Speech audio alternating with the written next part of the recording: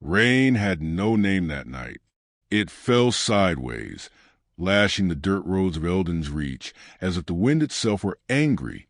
The traveler had been lost for hours, the map in his pocket meaningless, the stars swallowed by clouds. He saw it then.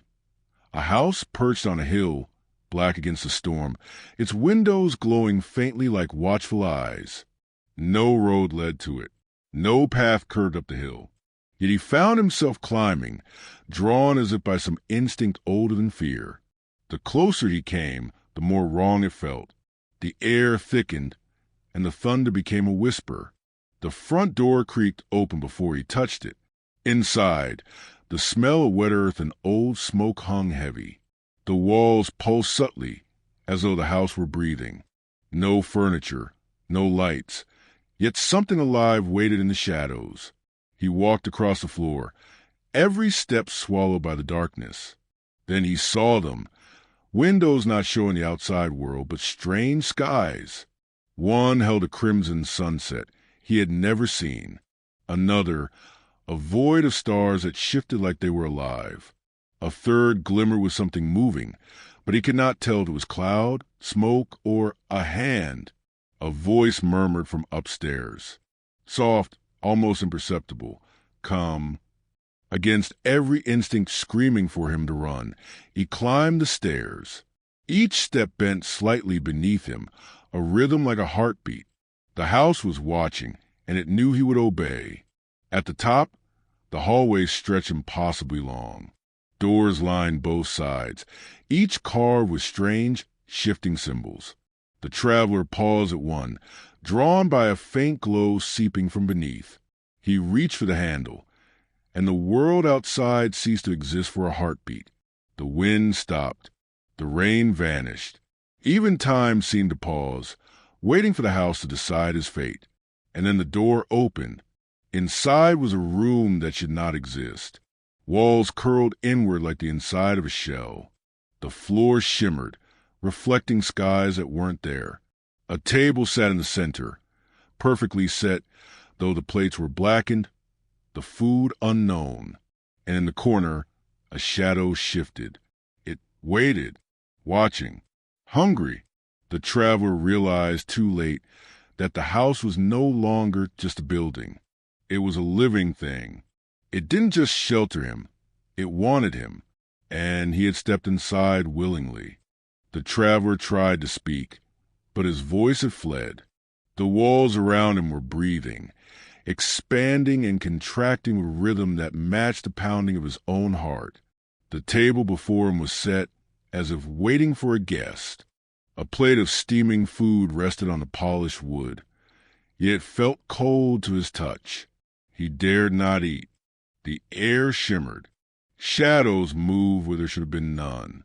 From the ceiling, faint scratches echoed, as though unseen fingers were tracing patterns across the plaster. A whisper curled around him, a sibilant sound, half laugh, half cry. He turned toward the stairs to leave. But the hallway had changed. Doors that had not been there before now lined the walls. They were warped, each etched with unfamiliar runes. One door at the far end glowed faintly red. Drawn by a force he could not resist, he walked toward it. The closer he got, the warmer the air became, tinged with the scent of iron and rain-soaked earth. A low hum began, vibrating in the floorboards, echoing through his bones. He reached the door, hand trembling. The glow spilled from the crack beneath. The moment he pushed it open, the world shifted. Inside was a room filled with portraits, dozens of them. Faces stared back at him, faces that looked exactly like his own. Some smiled, some screamed silently, and some had eyes that seemed freshly painted, glistening with wetness. A voice whispered from the shadows, "We've been waiting." He stumbled back, tripping over the floorboards that seemed to bend beneath him. The house groaned. A window shattered somewhere, though the storm outside had long ceased. The sky through the broken pane was wrong, black, rippling, dotted with stars that moved in impossible patterns. He fled down the hallway, the portrait's eyes following him, their gaze heavy, accusatory. Each step he took seemed to echo his own memories, moments he had never told, fears he had never named. The hallway stretched endlessly, bending reality, twisting his perception until he could not tell if he moved forward or backward. A faint light flickered at the end of the corridor. He ran toward it, desperate, knowing the house was alive and watching his every heartbeat. The closer he got, the warmer the air became, almost inviting, almost safe. But when he reached the light, it vanished. In its place stood a figure, or perhaps a shadow, too tall, too thin, impossibly stretched. It did not move, yet it seemed to shift when he blinked. It whispered again, "Sit." The traveler froze. He could not move, could not speak, could not look away. The house hummed, a low, resonant tone that filled every corner of his mind. It was a lullaby and a warning. And then the table set itself again. Plates slid into place. Forks and knives gleamed in the dim light. Steam rose from the blackened food. The shadow retreated into walls, melting, leaving only its presence. He realized then that the house was patient. It did not need to chase him. It could wait. It could watch. And eventually, anyone who entered would sit at its table. The traveler sank into the chair, trembling. The whispers surrounded him, echoing through every corner of the room.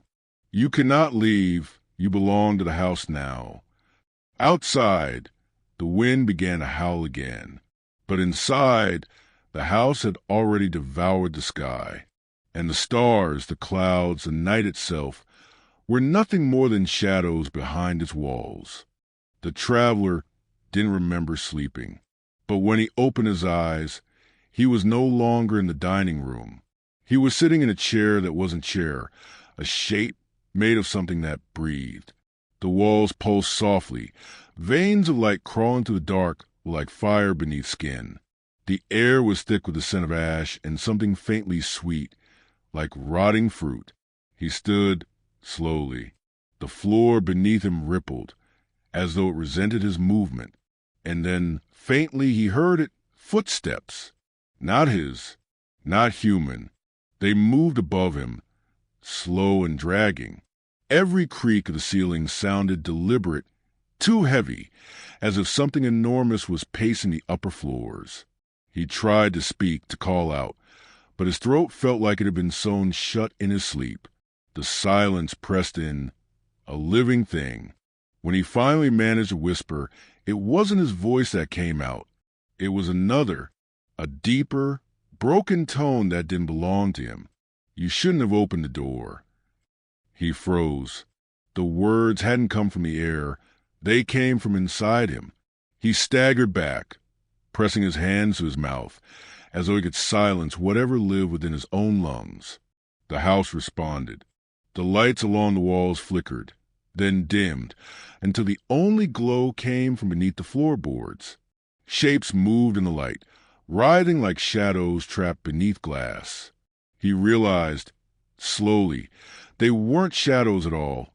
They were faces. Hundreds of them, mouths open in silent screams, eyes wide, staring up through cracks. He stumbled, falling to his knees. His breath came fast, shallow, fogging the air. They fed it. The voice inside him whispered, "Every house needs something to live. Some feed on time. Some feed on dreams. This one feeds on the sky." The traveler pressed his palms against the walls. They felt warm now, too warm. He could feel a heartbeat thrumming beneath the wood, slow and steady, like the pulse of the earth itself. He screamed. The sound was swallowed instantly. No echo, no resonance. Just gone. He ran or tried to. The hallway twisted, bending it on itself like a serpent swallowing its own tail. Doors appeared and vanished. Windows showed places that could not exist.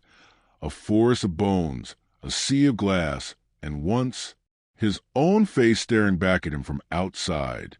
It was smiling. He turned away, gasping, and there was again the table. The same table from before, perfectly set as though no time had passed. The plate was full again. Steam rose slowly from what looked like cooked meat, charred and blackened. This time, he recognized the smell, and he understood. The whispers rose again, layered and human. You cannot starve the house. You are its guest. You are its gift. The floor began to tremble. Cracks formed in the ceiling, spilling dust like snow. The house was moving, expanding, growing, feeding. He stumbled backward as the light shifted, turning from gold to red to something far darker, something without a name. And through it all, he felt the presence, the same unseen thing that had watched him since he entered. Patient, ancient, endless. The house breathed in, and the sky outside vanished again. There was no horizon, no light, only the house, only the endless, living dark. The storm was gone. The air was still, suffocating, and the traveler realized that silence here had a sound, a low, trembling hum that came from everywhere and nowhere at once. He stood before a mirror that hadn't been there before.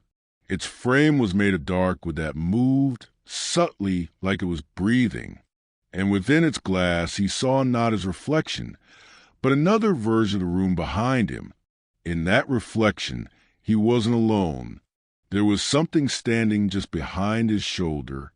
It looked human, but its edges blurred, its form dripping like candle wax.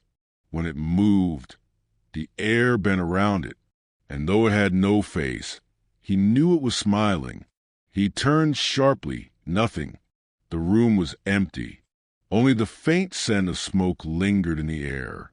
But in the mirror, the thing was still there, and now it was closer. He reached toward the glass. His fingertips brushed the surface, and the reflection grabbed him. Hands, black and skeletal, broke through the mirror and clutched his wrists. The glass didn't shatter. It melted like quicksilver, pulling him in. He screamed, but his voice came out wrong, distorted, layered, as if 100 others screamed with him. He fell through. Darkness swallowed him whole. There was no up or down, only the endless sound of breathing. Deep, slow, and far too close. He opened his eyes and saw stars, but they were wrong. They pulsed like veins, connected by strands of red light that stretched across a void without end. And beneath him, far below, the house floated, suspended in the black, its roof scraping the bottom of the sky. The traveler realized, finally, that the house didn't exist in the world. It was a wound in it, a hole in reality where the universe bled. He could see other shapes drifting near it, other houses, maybe other mouths, each one glowing faintly with trapped light, souls, memories, entire worlds, all devoured. A voice called out to him, not from behind, not from within, but from beneath the house itself. You see it now, don't you? The sky is its flesh, the stars are its eyes, and every dream you ever had was a door leading here. He tried to speak, but sound had no meaning here. The air, if it was air, vibrated with whispers. He could feel them crawling through his mind, searching, learning his memories like fingers rifling through pages. Then, suddenly, he was back in the house, on the floor, gasping, the mirror gone. The walls were darker now. Not wood anymore, but something wet, pulsing, alive. Every breath the house took shook the ground, as if the whole structure had lungs too vast to comprehend. He heard footsteps again, descending the stairs this time. Slow, heavy, deliberate. He looked up, and for the first time saw it, The thing that had been whispering, it wore no face. It was shaped like a man, but stretched, elongated, its limbs too thin, its fingers dragging along the walls as it walked. Each step left a smear of darkness that pulsed like open veins. Its head tilted as it regarded him, though it had no eyes. "You fed it," it said, its voice 100 voices at once. "Now it will never sleep again." The traveler backed away, trembling, trying to understand what he had done. But the creature reached out, gently, almost tenderly, and placed its hand upon his chest. And he felt it, the heartbeat of the house, syncing with his own, his pulse slowing until it matched the rhythm of the walls, until he was part of it, until he could no longer tell where his body ended and the house began. The heartbeat of the house throbbed beneath his skin, slow, heavy, constant. The traveler could feel it now, not just in the walls, but in himself. Every breath he took echoed through the floorboards. Every thought came back distorted, whispered by something vast and unseen.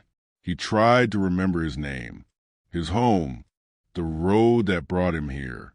But memory had no weight anymore. It slipped through him like smoke. The house was showing him things. Not visions, memories, but not his own. He saw a woman in a crimson dress standing in the same hallway where he now stood, her face hidden behind a veil of hair. She was humming softly, setting a table for two. Across from her seat was a plate piled high with food, steaming, red, and wet. Then came the man, pale, shaking, his eyes wide with terror. He was bound, hands trembling, trying to scream through a gag that looked too much like flesh. The woman smiled as she leaned down and whispered something into his ear. The house trembled in pleasure. When the traveler blinked, she was gone, but the plate remained, still steaming. He stumbled back. The hum of the house grew louder, turning into a low groan that shook the walls. Something was coming up to the floorboards, thin tendrils, black and glistening, reaching for his feet. He tried to run. The hallway stretched again, endless, swallowing him whole. The walls pulsed, veins bursting faintly beneath the wallpaper. The air thickened, the scent of blood and rot seeping into his lungs. He ran until he found another door. He didn't think. He opened it. Inside was a nursery. Old, forgotten. Dust lay thick over everything. A cradle, a rocking horse, a small bed that hadn't been slept in for decades. But the mobile above the cradle was still spinning. Slowly, silently. Each hanging figure was a star, not painted, not carved, but real, tiny points of light, burning softly, turning an impossible orbit. And beneath them, something moved inside the cradle. He stepped closer, trembling. The air grew cold. Frost crept along the floorboards as he leaned over. The cradle was empty. Then he looked up and saw the baby's face pressed flat against the ceiling. It wasn't a child anymore. Its mouth opened too wide, and from it came the sound of wind, a hollow, distant echo of screams. The traveler stumbled backward as the ceiling split open and the house's inside spilled downward, black, pulsing vines of light and flesh reaching for him. He screamed. The sound didn't escape. It folded back, swallowed by the air, echoing in his skull. He felt the house moving through him again, peeling back what little of himself remained. "You are not the first," the whisper came. "You are not the last." He fell to his knees as the nursery melted away. The cradle, the stars, the baby, all gone. In their place, a vast, open chamber stretched before him, a cathedral made of bone and wood. The ceiling pulsated like a living sky, and from it hung hundreds of faces, some human, some not, all staring down at him. Their eyes glowed faintly, whispering words that didn't belong to any language. And in the center of the room was a pit, It wasn't fire that burned within, but sky, a swirling, living vortex of light and void.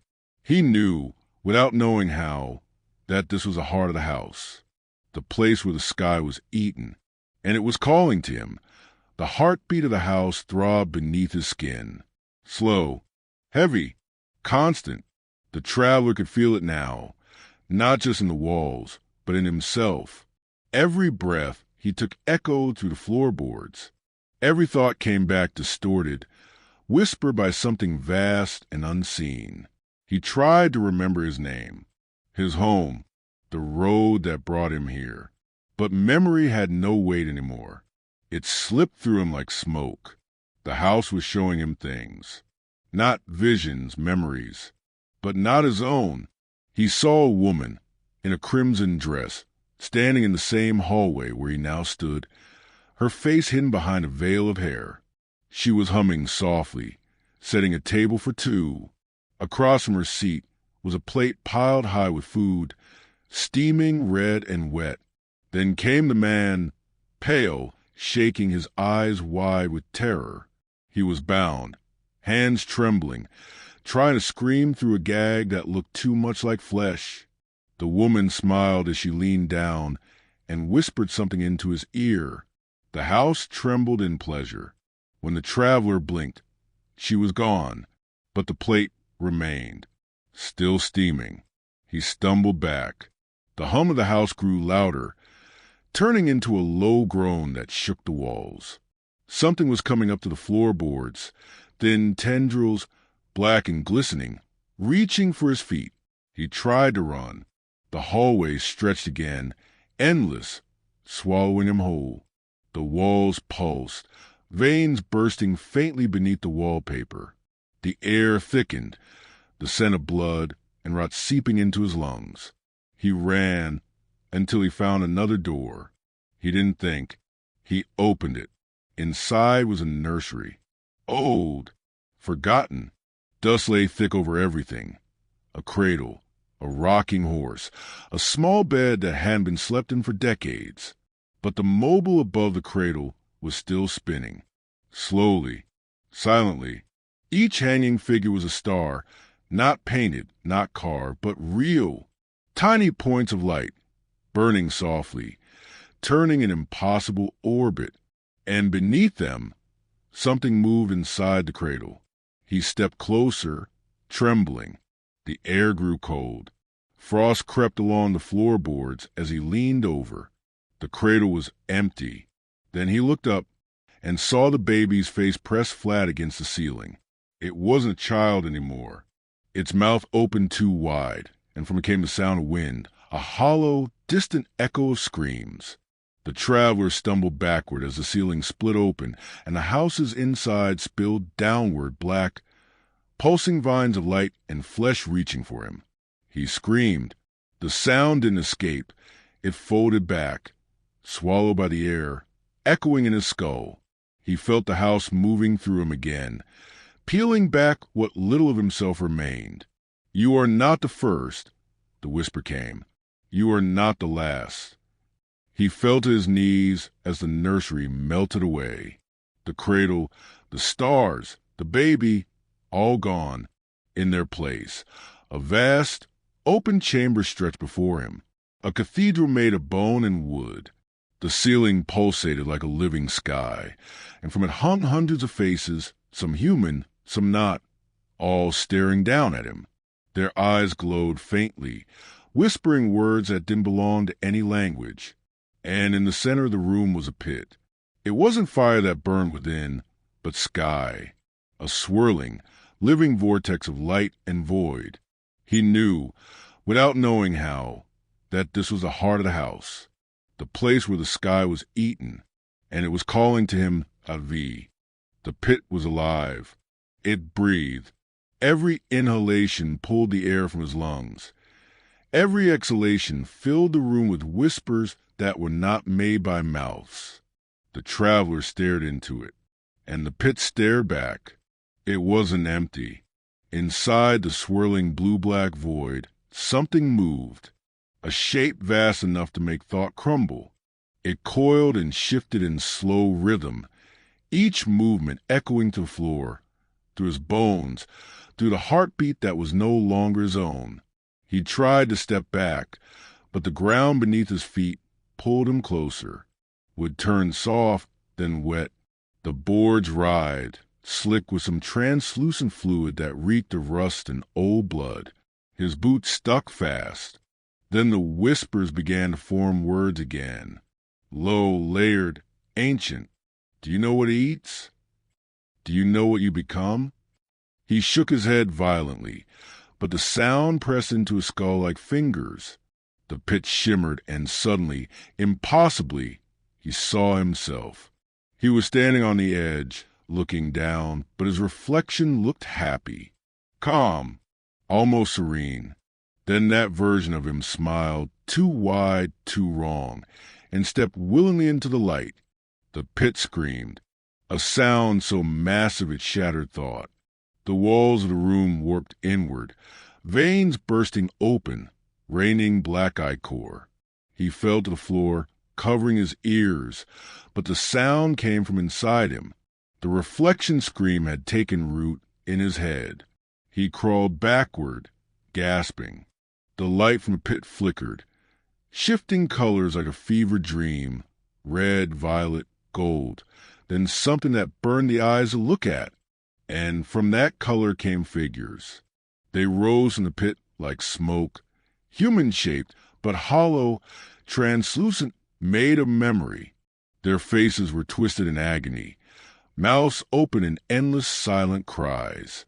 He realized these were the ones the house had fed to itself, not bodies, but souls. Each one reached upward, clawing at the air, desperate to escape the cycle. And the pit, the thing that lived within it, watched with amusement. Every time a hand broke the surface, it would breathe in and the hand would vanish. The traveler tried to crawl away, but the floor began to tilt. The entire room was sliding toward the pit now. He grabbed at the nearest column, fingers digging into slick, living flesh disguised as wood. It pulsed beneath his grip, and then an eye opened in it, staring directly at him. "You were chosen," it whispered. "The sky must feed. The house must live." He screamed again, but the house's heartbeat drowned it out. The column split open, and something reached out from within, a hand, massive and skeletal, pulling itself free. It wasn't human. It wasn't anything born of this world. The pit flared with light. The air turned electric, vibrating with 1,000 unseen wings. The hand seized his arm, and every nerve in his body ignited at once. He saw visions, the house on every world, every age, every shape it had ever taken. A temple, a tomb, a shrine, a shadow in a child's dream. It had existed forever, wearing new forms, devouring new skies. And now it wore this one. The hand released him, and he felt the floor, trembling, sobbing, his skin glowing faintly as though something inside him had begun to wake. He looked down at his chest and saw it. A faint pulse of light beneath the skin. The same light as the pit. He understood then. The house didn't want to kill him. It wanted to make him part of itself. And somewhere deep below, the thing that had been whispering since he entered the house finally laughed. A sound that made the stars outside flicker and die. The traveler's heartbeat was no longer his own. It moved too slow, too deep. It was the sound of the house breathing through him. He could feel it now, the veins in the walls pulsing in sync with his blood. Every inhalation of the house dragged his lungs with it, until he no longer knew where he ended and it began. He looked down at his hands. The skin shimmered faintly, veins glowing with pale red light. It didn't hurt. It just felt wrong, as if his body were turning into a map for something vast to follow. From somewhere far above, the roof groaned. Dust fell like snow, and with it, whispers. Thousands of voices murmuring, merging, forming a chorus that wasn't quite human. We built it. We prayed to it. We fed it our skies. He stumbled to his feet, clutching his chest, trying to breathe. His vision swam, not with darkness, but with space. Stars flickered in the corners of his eyes.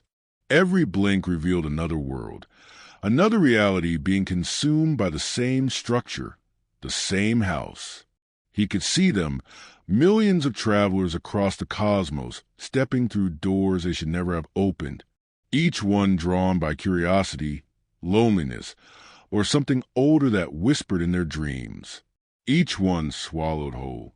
He screamed, and the sound came out as light. A beam of burning gold shot from his mouth, searing the air before fading into ash. His voice was no longer human.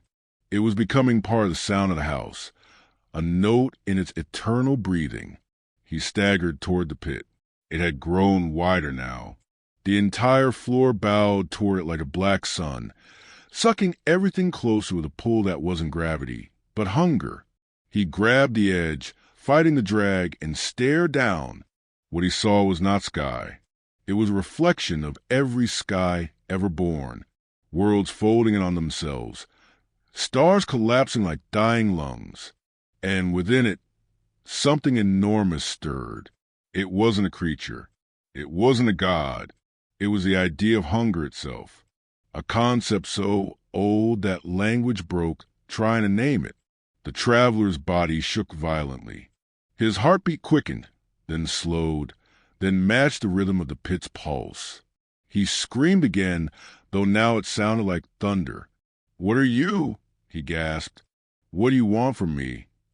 The air shuddered, bending around the voice that answered. "You asked for shelter. You asked for safety. So I gave you walls." He fell to his knees. The house was shaking now, as if it were waking fully for the first time. From the ceiling hung shapes, bodies half-formed, twisting, their faces stretched into silent screams. Some looked like him. Others looked ancient, carved from the memory of forgotten civilizations. He felt his legs give out. His fingers clawed at the floor, but they sank into it as if it were liquid. When he pulled them free, they came back wrong. Too long, too thin, the bones reshaped, the flesh humming faintly. He tried to look away from himself, but his reflection appeared again in the shifting walls. This time it smiled, and when it spoke, it used his voice. "You can't leave. You are the breath between the walls now." He screamed again, but it was swallowed whole. No echo, no sound. The house sighed, satisfied. The pit dimmed, its hunger easing, and in the distance, the traveler heard the faintest sound of rain again. But it wasn't real. It was memory, a whisper of the world he had lost. The ceiling above him cracked open, revealing not the night sky, but the inside of another house, identical to this one, layered infinitely above, each level feeding the next, each one alive, each one devouring the same endless light.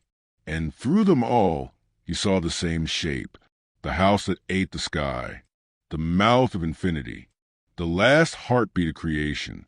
He no longer remembered his name, only the sound of the house breathing through him, steady, eternal, patient. The walls had stopped moving, but the silence was worse. It wasn't peace. It was the silence of something that had already eaten everything it desired. The traveler stood in the center of what used to be a room. The floor beneath him was glass, and beneath that glass, he saw worlds, millions of them, each flickering like a candle in the wind. Every flame the last moment of a life, a civilization, a god. The house had grown beyond walls, beyond roofs. It wasn't a structure anymore. It was a living equation, expanding across reality, rewriting the rules of existence as it devoured them. He could feel it inside his chest, rewriting him too, his ribs open like pages. Between the bones, light pulsed, soft, golden, gentle, the light of creation being repurposed for something else. He tried to speak, but the words wouldn't come. When he finally managed to whisper, the sound didn't leave his lips. It fell to the floor and cracked like glass. The echo drifted downward, spiraling into infinity, and somewhere far below, something laughed. "You see it now," the voice said. "The sky is not above. It's beneath." He turned slowly. Behind him, the walls peeled away, revealing the vastness beyond. There was no up, no down, only spirals of unending geometry, burning with pale fire, shapes that weren't shapes, angles that hurt to look at. And in the center of it all, he saw the truth. The house was not built inside the universe. The universe was built inside the house. Every star, every planet, every creature, all of it, an ornament in a structure that had existed long before matter learned to think. And it was still hungry. The traveler felt his knees trembling, clutching his head as visions tore through him. The first architects, their faces hollow, their voices singing praises to the thing that promised shelter. They had built the first door, and when it opened, it never closed again. He saw them, every being who had ever entered seeking refuge, all of them now part of the foundation, their souls threaded into the house's eternal veins. Their prayers became mortar, their dreams corridors, their hearts the endless hum in the walls. He screamed as the realization sank in. He wasn't trapped inside the house. He was the house. His veins glowed brighter, stretching, merging with the light in the walls. Every breath filled the air with the scent of dust and blood. Every blink opened a new room somewhere in the endless maze. He reached out, touching the wall one last time, and it rippled like water. He saw himself, thousands of versions, each lost in their own corners of the same infinite structure, each one thinking they were the first, each one doomed to remember only fragments of who they had been. "You can rest now," the voice whispered. "The sky is yours to eat." He felt the roof open above him. No stars, no moon, only the slow spiral of an endless void. And as it turned, faint streaks of red light fell downward like rain, the remains of other skies collapsing into his own. He opened his mouth, and the last of the light entered him. The taste was ash, but it was divine. He could feel the hunger now, vast, ancient, impossible to deny. And somewhere beyond all that was left of creation, something else heard him, something older, something waiting. He realized then the house was not alone. There were others, and they were all hungry too. The sky folded in on itself. The worlds below flickered out one by one. And in the end, all that remained was a whisper of his voice, drifting to the dark halls of eternity. "I am the house that ate the sky." Silence, not the silence of peace, but the silence that comes after everything stops breathing. The house drifted through the void, a monument made of forgotten prayers and dying suns. Its halls no longer whispered, they listened for what might come next. Inside, the man who had once wandered its rooms now moved without feet, thought without form. He was the hum in the walls, the pulse in the dark. He no longer feared the house, because he was inside its memory, or maybe he was its memory. Time had no meaning there. Seconds stretched into eternities, and eternities passed in a blink. Worlds formed and died inside cracks in the walls, their suns burning out like candle flames in a storm. He drifted through a corridor that had no end. Every door he passed opened on scenes of existence undone, mountains turning to dust mid-rise, oceans folding inward, cities of glass dissolving into static. But the strangest thing of all was the sound. A heartbeat, not his own, not the house's, but something deeper, older. It came from beneath the foundation that shouldn't exist. A pulse so vast it shook the concept of space itself. He reached for it, and when he did, The walls cracked. Light poured through the fractures, white and endless. And in that light, he saw faces, the builders, the wanderers, the dreamers. Every soul the house had ever consumed, suspended like dust in the glow. They didn't scream. They sang. The song wasn't human. It was older than speech, older than time, a hymn to hunger, to creation reborn through destruction. Each note carved new corridors into the void. Each verse erased another fragment of reality. He understood then the house was never a curse. It was a seed, and he was its final bloom. The heartbeat beneath the foundation grew louder, closer, deeper. With each thud, new stars ignited in the distance, strange, crooked stars that bled instead of shone. He watched them rise and realized they were eyes, millions of eyes, opening slowly across the blackness, watching, waiting, smiling. The house trembled. The last walls peeled back like petals, and the infinite dark stared in. For one fleeting instant, he saw the face of the thing that had dreamed the house into being, vast, formless, and full of sorrow. It spoke, though its voice was not sound but memory. You have eaten well. Now dream for me. He felt himself unravel. Not dying, transforming. His thoughts stretched into beams of light. His soul dissolved into echoes. He became another whisper in walls, another story told in the dark. And as the void folded in on itself, as reality sank into sleep, a single whisper remained, drifting through the silence like a prayer. Beware the houses that dream, for they remember you. Then nothing, just the hum, just a void, just the echo of something that once was a man, still searching for a door that doesn't exist. And somewhere, far away, in another universe just beginning to breathe, a child opened a door to a house that should not be there.